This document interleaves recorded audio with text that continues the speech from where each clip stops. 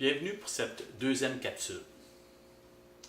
En fait, le sujet que je veux aborder, et mon sujet principal, c'est la violence. Un mot pour lequel beaucoup de gens vont avoir de la gêne, de la honte à en parler. L'objectif que j'aimerais atteindre, c'est parler à ceux et à celles qui font subir cette violence-là aux autres. Au fil du temps, des années, j'ai découvert quelques outils pour pouvoir aider, très humblement, ces gens qui ont de la difficulté à maîtriser cette agressivité-là qui ont en eux. En fait, je l'appelle mon volcan intérieur. Pourquoi je dis je l'appelle mon volcan intérieur? C'est qu'en fait, je ne suis pas mieux que n'importe quelle autre personne qui a de la violence ou qui en a déjà fait subir. Je suis moi-même un homme qui pourrait littéralement être violent envers les autres. Pas physiquement, mais verbalement. Parce que, en fait, un des exercices que j'aimerais que vous fassiez, si vous êtes prête à faire cette démarche-là, c'est que vous prenez une feuille et un crayon et que vous commenciez à rédiger votre histoire à vous.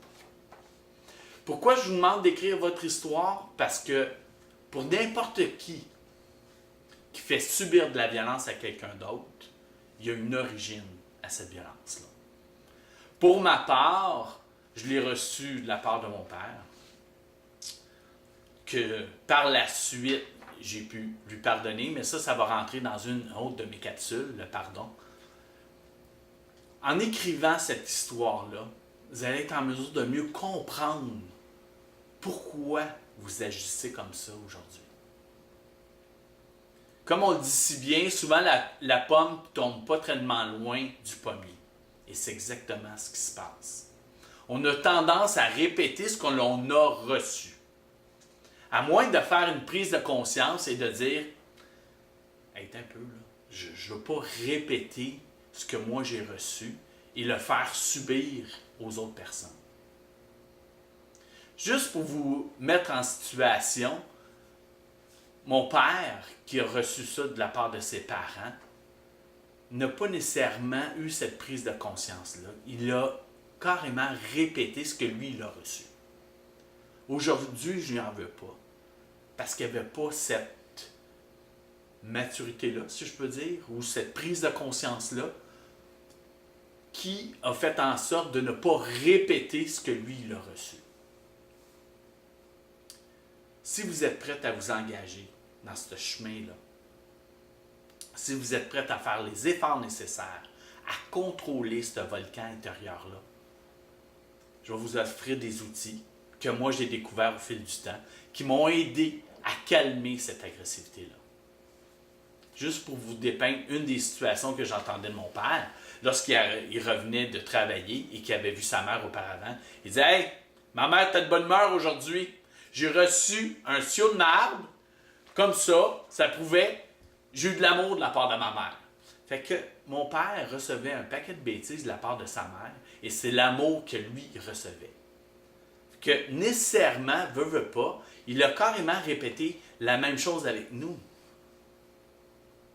En nous insultant, nous rabaissant, ayant un humour un peu sarcastique, un peu noir. Pour ma part, je n'ai pas répété ça avec mes enfants. Heureusement. Sauf qu'il y a une chose que vous devez savoir. Une personne agressive, c'est comme un alcoolique, un toxicomane, quelqu'un qui est dépendant du jeu. C'est-à-dire que vous allez l'être pour le restant de vos jours. Il s'agit de travailler sur vous une journée à la fois, une heure à la fois, pour maîtriser ce volcan intérieur-là. Comme je vous ai dit, premier exercice, écrire votre histoire. Par la suite, il va falloir travailler au niveau du pardon qui, je vous promets, qui est vraiment pas facile à faire.